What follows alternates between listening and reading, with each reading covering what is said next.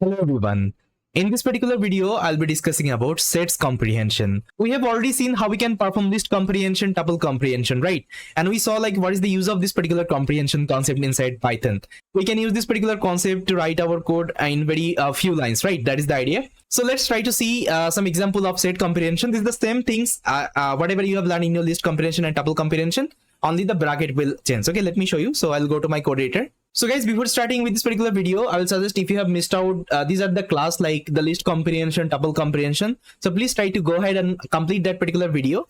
Then this concept will be more clear because I'm not going to explain this particular comprehension in detail. I already discussed there, okay, what is the comprehension, why we need to use this particular comprehension. And there actually I showed you different example. Okay, I solved different examples. So please try to go ahead and watch that particular video. Okay, that would be fine. So here I'm going to only give you one example. I think this particular concept will be clear. Okay, how to write this particular set comprehension. So for this, what I can do, I can open up my, let's say, list comprehension example, and from here I can copy one example. Let's say this is one example I solved. I think you remember.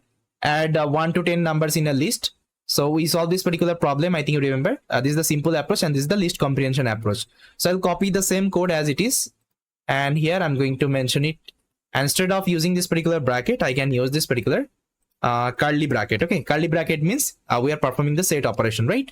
Now if I execute this particular program, see, instead of taking L variable, I will set SC, that means set comprehension.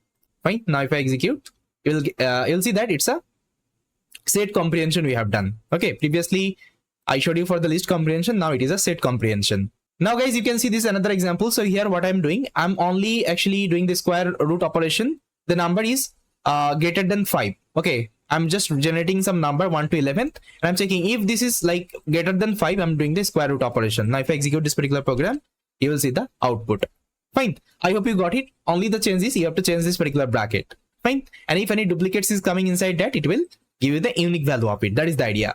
So I'll give you one task. What you can do, whatever things we have learned inside list comprehension, whatever example we did, right? Just try to also perform with the help of set comprehension. The same example you can do. Okay. And you can comment in the comment section all the code. Fine. So yes, this is all about the sets comprehension. There is nothing new. Okay, I have to teach you. I think so far we have learned each and everything. So yes guys, this is all about from this particular video. Thank you so much.